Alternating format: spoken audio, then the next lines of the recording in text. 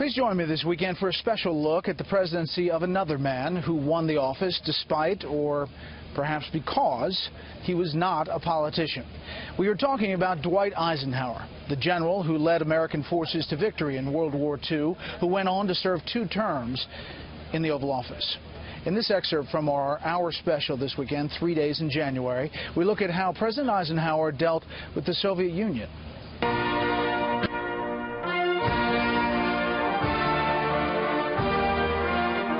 In 1959, Khrushchev, joined by his wife and son Sergei, made the first visit by a Russian leader to the United States. Eisenhower escorted the Soviet leader and his wife through the nation's capital amid maximum security and thousands of onlookers. There were meetings at the White House and visits to Washington, D.C. landmarks. These home videos give a rare glimpse of the Soviet leader's Get to Know America tour that continued on to New York City, Los Angeles, and even had a stop at a farm in Iowa. Then back to Camp David for private talks with President Eisenhower, followed by a visit to Ike's home and family in Gettysburg, Pennsylvania.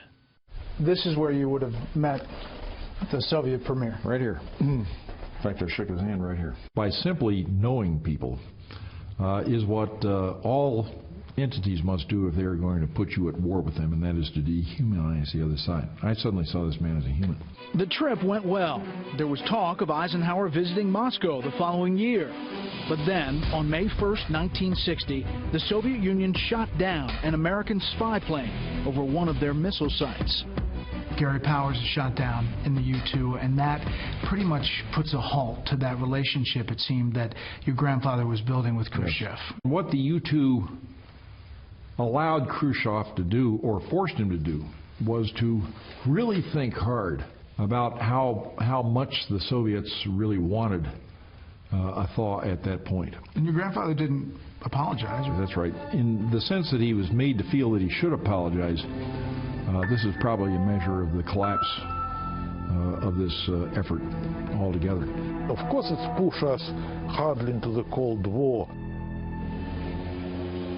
Please join me for the debut of 3 Days in January, 8 p.m. Eastern, Sunday night. The program is based on my new book of the same name, 3 Days in January, Dwight Eisenhower's Final Mission, which came out yesterday. It deals with the 3 days from Eisenhower's farewell address to John F. Kennedy's inauguration. And that is in part while we're here at Embry-Riddle Aeronautical University, the first stop in a Florida swing, with special report on the road.